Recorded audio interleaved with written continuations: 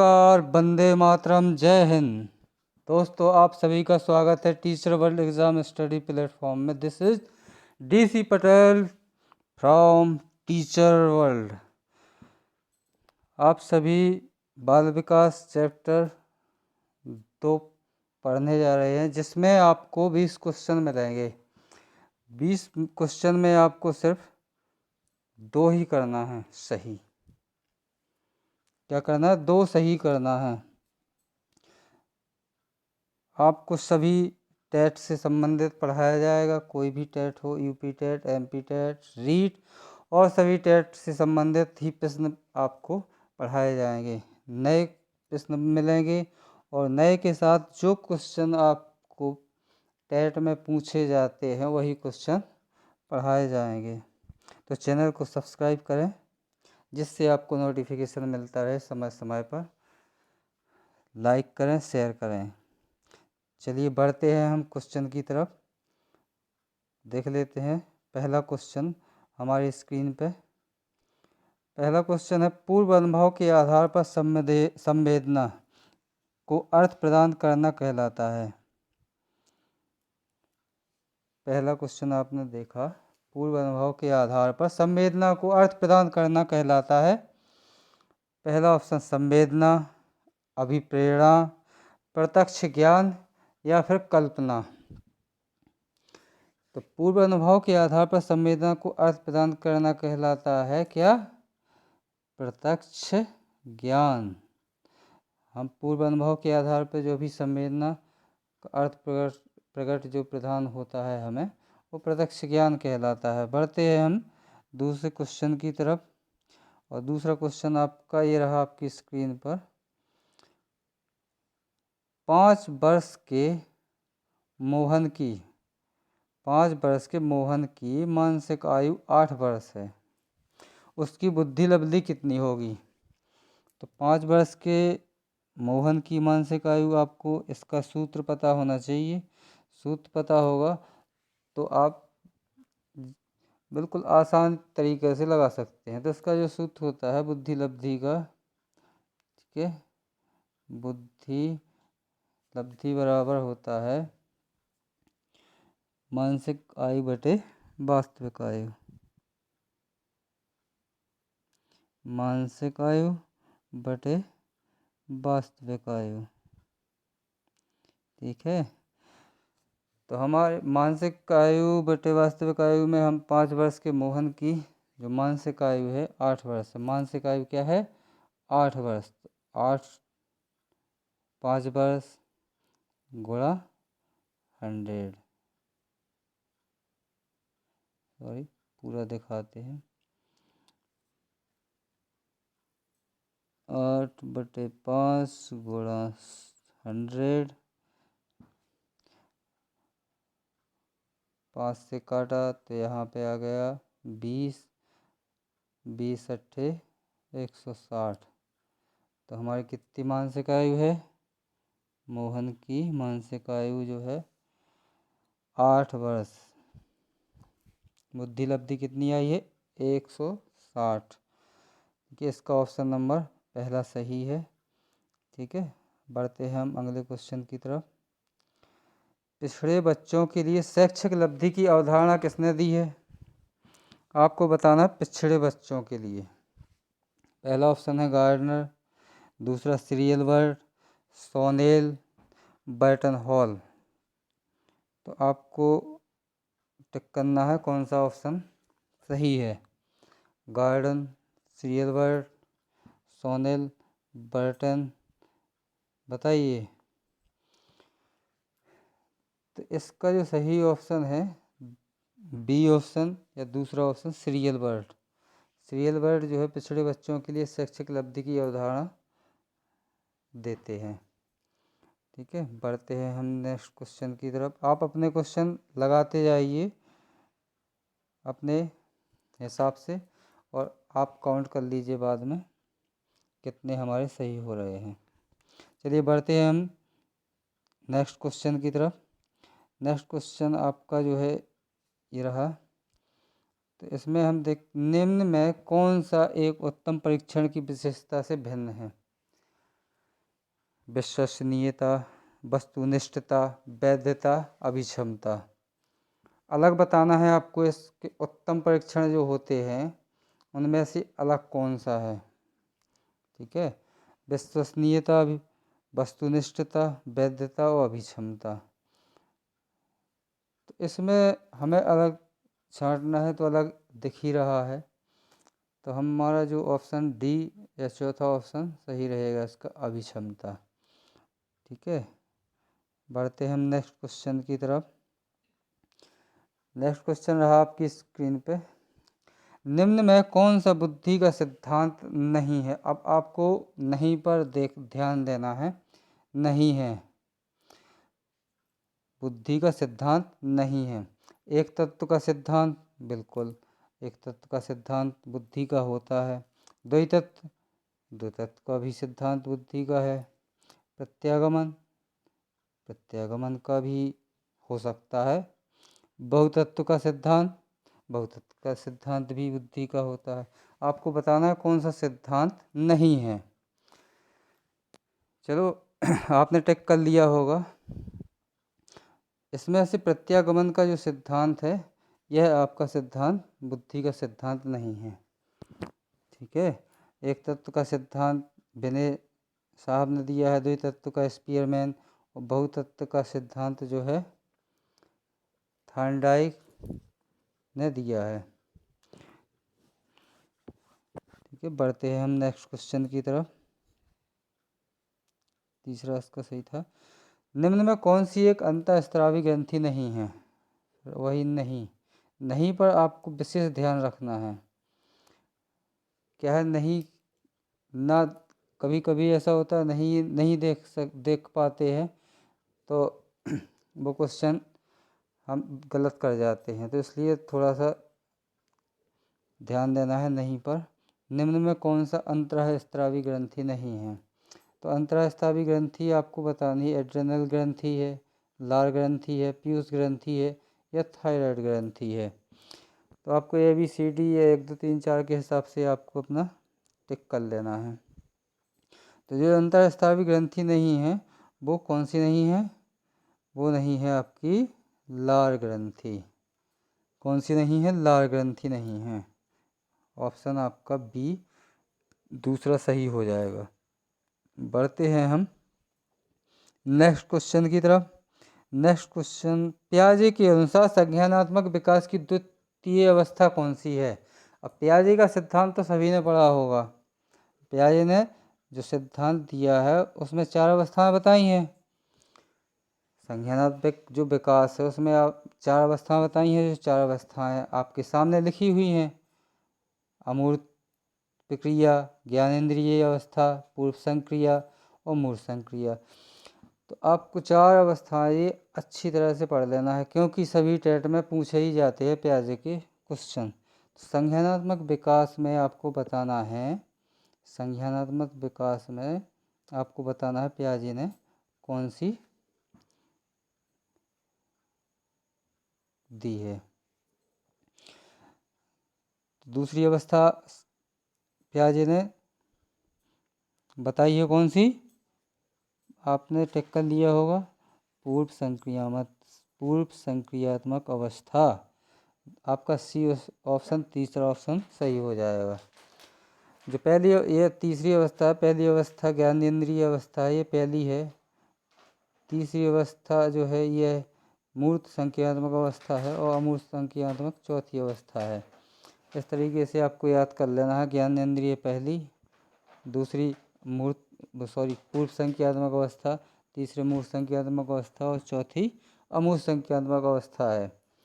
ठीक है, बढ़ते हैं हम क्वेश्चन नेक्स्ट की तरफ। इसका आंसर आपने लगा दिया होगा, तीसरा क्वेश्चन आपका सही है। क्रिया प्रसूत अनुकूलन सिद्धांत। अब क्रिया प्रसूत अनुकूलन का सिद्धांत किसने नहीं पढ़ा। क्रिया प्रसूत अनुकूलन सिद्धांत का प्रतिपादन किसने किया, डॉट डॉट ने किया, डॉट डॉट किसने किया। ऑप्शन 3, चौथा ऑप्शन भी आपको दिखा देते हैं, पावलोव, थॉर्नडाइक, स्किनर, और चौथा ऑप्शन है कोहलर। चलो आपको बताना है, 3 में ही बताना है, कोहलर को छोड़ दो, 3 में से ही आपको टिक कर दीजिए कौन सा सही है। कोहलर है, पावलोव है, थॉर्नडाइक है, स्किनर। आप कमेंट करके ज़रूर बताएं। वो आपने सही लगा लिया होगा। तो क्रिया प्रसूत अनुकूलन सिद्धांत किसने दिया है? स्किनर महोदय ने दिया है। ठीक है, चलिए बढ़ते हैं हम नेक्स्ट क्वेश्चन की तरफ। नेक्स्ट क्वेश्चन की तरफ बढ़ते हैं। ये रहा आपका नेक्स्ट क्वेश्चन। शारीरिक विकास को प्रभावित करने वाला कारक कौन सा है? जो शरीर के विकास को प्रभावित करे वो कारक बताना है आपको। कौन सा कारक शरीर को प्रभावित करता है, सीधा सिद्धांत बताना है आपको। बताइए। वंशानुक्रम है, वंशानुक्रम शारीरिक विकास को प्रभावित करता है। वातावरण है, या खेल तथा व्यायाम। हाँ, खेल तथा व्यायाम तो बिल्कुल शरीर को अपन बॉडी बना लेते हैं जिम में जाके। वंशानुक्रम, वातावरण, खेल तथा व्यायाम। अब आप लोग तो चौथा ही ऑप्शन लगाएंगे, सब उपरोक्त सभी है। सोचो थोड़ा सा सही क्या है। चलिए, वंशानुक्रम हुआ, वातावरण हुआ, खेल, और आपका चौथा ऑप्शन उपरोक्त सभी, डी ऑप्शन सही है। बिल्कुल आपने सभी ने सही लगाया है। जो भी जिसने गलत लगाया है वो थोड़ा सा ध्यान रखिए। चलिए बढ़ते हैं हम नेक्स्ट क्वेश्चन की तरफ। नेक्स्ट क्वेश्चन आपका ये है, चिंतनशील सोच की चर्चा इनमें से किसने की है? अब चिंतनशील सोच की चर्चा बतानी है आपको। पहला ड्यूबी है, रॉस महोदय हैं, वुडवर्थ और ड्रेवर। तो आपको बताना है ड्यूबी जी ने की है कि रॉस महोदय ने की है कि वुडवर्थ महोदय ने की है कि ड्रेवर महोदय ने की है। बताइए, टिक कीजिए जल्दी। तो इसकी आप जो चिंतनशील सोच की चर्चा की है वो किसने की है? ड्यूबी। ठीक है, पहला ऑप्शन, ए ऑप्शन सही रहेगा, पहला ऑप्शन। चलिए बढ़ते हैं हम नेक्स्ट क्वेश्चन की तरफ। नेक्स्ट क्वेश्चन आपका ये रहा आपकी स्क्रीन पे, आगमनात्मक तर्क की स्तरों में कौन सी शामिल नहीं है? आगमनात्मक तर्क के स्तरों में कौन सी शामिल नहीं है? नहीं वाला बिल्कुल ध्यान रखिएगा। ठीक है, तो नहीं है बताना है आपको। तो क्या नहीं है? अवलोकनात्मक है क्या? कल्पना है क्या? प्रयोग है क्या? सामान्यीकरण। लेकिन शामिल नहीं है बताना है। शामिल तो हैं इसमें 3, लेकिन जो शामिल नहीं है उसको बताना है आपको। ठीक है, तो आगमनात्मक तर्क के स्तरों में कौन सा शामिल नहीं है? कल्पना आपका आगमनात्मक तर्क के स्तर में नहीं आता है। बी ऑप्शन आपका सही रहेगा, दूसरा ऑप्शन आपका बिल्कुल सही है। चलिए बढ़ते हैं हम नेक्स्ट क्वेश्चन की तरफ।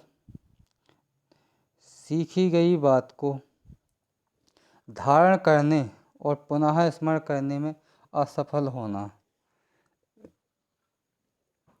कोई भी बात को धारण, मतलब कोई भी बात हमने सीखी है और सीखने के बाद हम काफ़ी दिन के बाद उसी बात को हमने पुनः स्मरण किया जब, और वो हमें ध्यान नहीं आया, उसको क्या बोलते हैं? सीखी गई बात, जो सीखी हुई बात है हमने धारण तो कर ली थी, लेकिन पुनः जब हमने 1 दिन 2 दिन के बाद उसको याद किया कि हमने सीखा क्या था, वो नहीं आ पाया, तो उस असफलता को आपको बताना है कि क्या है।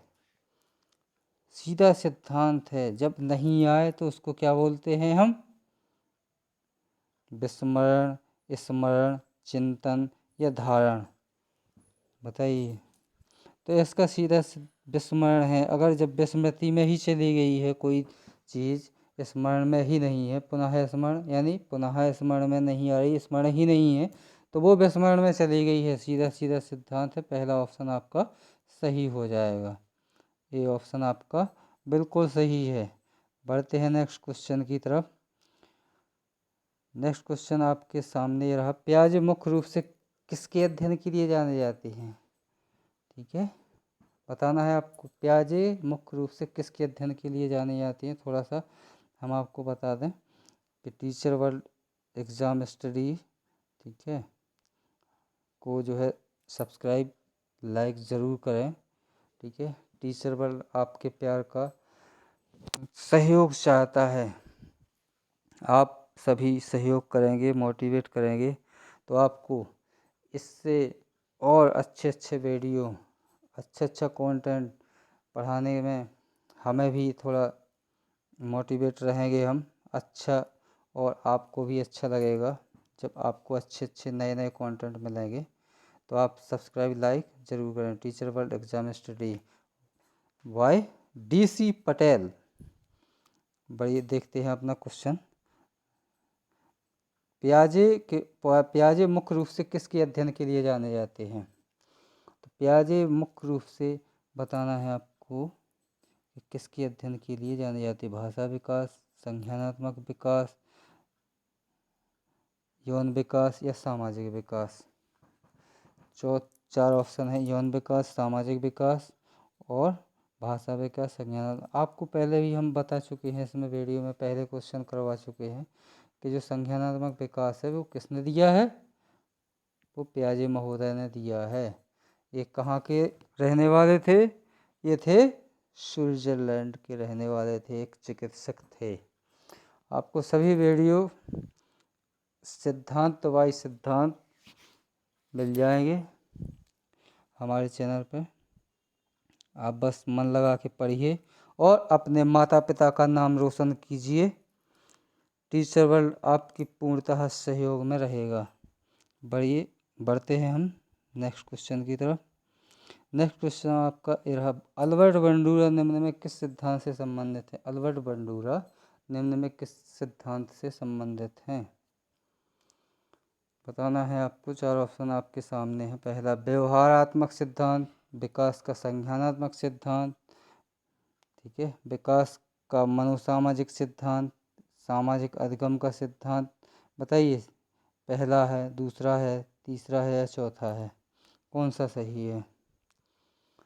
तो अल्बर्ट बंडूरा का सिद्धांत आपने पढ़ा होगा तो बिल्कुल ही आपको पता होगा। चलिए, आपने जो अल्बर्ट बंडूरा का सिद्धांत पढ़ा है तो आपका ये आंसर चौथा D सही हो जाएगा, सामाजिक अधिगम। सामाजिक अधिगम आपका सिद्धांत किसने दिया है? अल्बर्ट बंडूरा जी ने दिया है। बढ़ते हैं नेक्स्ट क्वेश्चन की तरफ। ये रहा आपका नेक्स्ट क्वेश्चन आपके सामने। जब मानव शरीर के एक भाग को दिए गए प्रशिक्षण का अंतरण दूसरे भाग में हो, क्या हो? दूसरे भाग में हो जाता है तो इसे क्या कहते हैं? जब मानव शरीर के एक भाग को दिए गए प्रशिक्षण का अंतरण दूसरे भाग में हो जाता है स्वतः ही, तो उसे क्या कहते हैं? हम सीधा सीधा होता है कि जो हम एक चीज़ सीखते हैं, जो दूसरी चीज़ होती है वो ऑटोमेटिक सीख जाते हैं, वही बताना है आपको। वो क्या ऊर्ध्व अंतरण है, क्षैतिज अंतरण है, द्विपार्श्व अंतरण है या उपरोक्त में से कोई नहीं? जल्दी जल्दी कीजिए, करना है कुछ काम, बनना है इस साल में शिक्षक बड़े महान।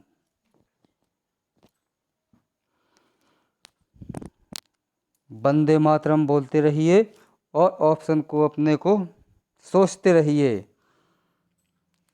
तो आपने क्वेश्चन का आंसर टिक कर लिया होगा। क्वेश्चन का जो आंसर है वो है आपका द्विपार्श्व अंतरण। तीसरा आपका क्वेश्चन सही हो जाएगा। तीसरा क्वेश्चन आपका सही है, द्विपार्श्व अंतरण। चलिए बढ़ते हैं हम नेक्स्ट क्वेश्चन की तरफ। नेक्स्ट क्वेश्चन आपका ये रहा स्क्रीन पे। मानव आयु का प्रत्यय दिया था, मानसिक आयु का प्रत्यय दिया था। अब मानसिक आयु का प्रत्यय सबसे पहले किसने दिया था? सबसे पहले लिखा नहीं है लेकिन बता रहे हैं, मानसिक आयु का प्रत्यय दिया था। तो मानसिक आयु का सबसे पहले जो प्रत्यय दिया था वो दिया था किसने? स्टर्न महोदय, टर्मन, सेलबर्ट या बिने साइमन? बताइए।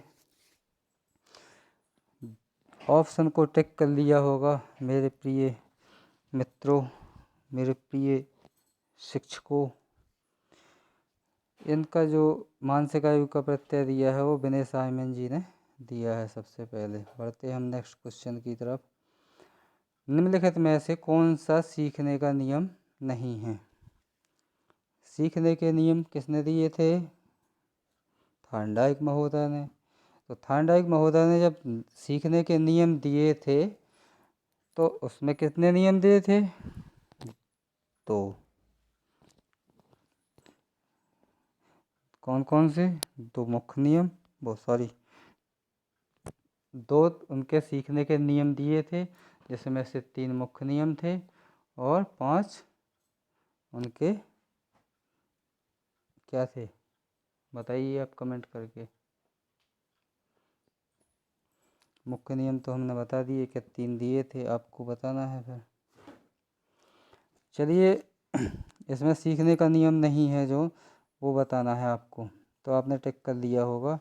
तत्परता का नियम बिल्कुल दिया है, प्रभाव का नियम, अभ्यास का नियम, ये तीनों जो है मुख्य नियम में आते हैं सीखने के नियम में। और यह तनाव का नियम जो नहीं आता है वो दूसरा आपका ऑप्शन सही हो जाएगा। ठीक है, सीखने का नियम नहीं है कौन सा? तनाव का नियम कोई नियम ही नहीं है। चलिए बढ़ते हैं हम नेक्स्ट क्वेश्चन की तरफ। नेक्स्ट क्वेश्चन आपके सामने ये रहा। संबंध प्रतिक्रिया सिद्धांत में पावलोव ने प्रयोग किया था। सभी को आता है। ऑप्शन देख लीजिए, कुत्ते पर, बिल्ली पर, बंदर पर या चूहे पर। ठीक है, तो आपको आंसर देना है संबंध प्रतिक्रिया सिद्धांत में पावलोव ने प्रयोग किया था। किस पे प्रयोग किया था? वो किया था आपने, पावलोव ने कुत्ते पर प्रयोग किया था। किस पे? कुत्ते की लार ग्रंथि पर। ठीक है, संबंधवाद अनुबंधन सिद्धांत के प्रतिपादक कौन है? पावलोव जी हैं। ठीक है, बढ़ते हैं हम नेक्स्ट क्वेश्चन की तरफ। टीचरेबल एग्ज़ाम स्टडी को सब्सक्राइब ज़रूर करें, लाइक करें, जिससे हमें मोटिवेशन मिलता रहे। ठीक है, सूझ द्वारा सीखने के सिद्धांत का प्रतिपादन किया। नेक्स्ट क्वेश्चन देखिए अब। सूझ द्वारा सीखने के सिद्धांत का प्रतिपादन किया। सूझ का सिद्धांत किसने दिया था?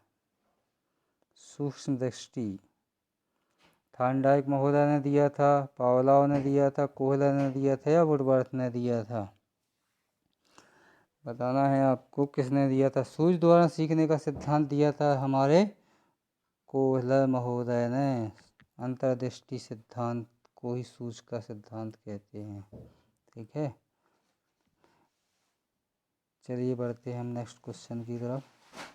हमारा लास्ट क्वेश्चन है, कार्य को आरंभ करने, जारी रखने और नियमित करने की प्रक्रिया बताना है आपको। क्या करना है? कार्य को आरंभ करने, कोई भी कार्य आरंभ करने, उसको हम निरंतर जारी रखने और नियमित करने की प्रक्रिया। ठीक है, अगर हम किसी काम को शुरू करते हैं तो उसको फिर जारी भी रखना चाहिए और नियमित करने की प्रक्रिया भी करते रहना चाहिए। तो इसको बताना है, कार्य को आरंभ करने, जारी रखने और नियमित करने की प्रक्रिया क्या है। ठीक है, पहला ऑप्शन है संवेदना, दूसरा है प्रेरणा, तीसरा है सीखना और चौथा ऑप्शन है आपका प्रत्यक्षीकरण। आप सोचिए, बताइए, आंसर दीजिए, टिक कीजिए। ठीक है, इसका जो सही आंसर रहेगा आपका वो क्या रहेगा? कार्य को आरंभ करने, जारी रखने और नियमित करने की प्रक्रिया कहलाती है, वो कहलाती है प्रेरणा। ऑप्शन बी, दूसरा ऑप्शन सही रहेगा इसका। ठीक है, तो आपने सभी ने टिक कर लिया होगा। और आपने देख भी लिया होगा कितने क्वेश्चन आपके सही हैं। चलिए चैनल को जो है सब्सक्राइब, लाइक, शेयर बिल्कुल ज़रूर करना है आपको, जिससे आपके भाई डीसी पटेल को मोटिवेशन मिलता रहे। इसलिए लाइक करें टीचर वर्ड एग्ज़ाम स्टडी को बाय डीसी पटेल, और सब्सक्राइब भी करें और शेयर भी करें सभी दोस्तों को। जब तक के लिए मिलते हैं हम नेक्स्ट वीडियो में, ठीक है। तो अपना ध्यान रखें और अच्छे से मन लगा के पढ़ाई करते रहें। वंदे मातरम, जय हिंद, जय भारत।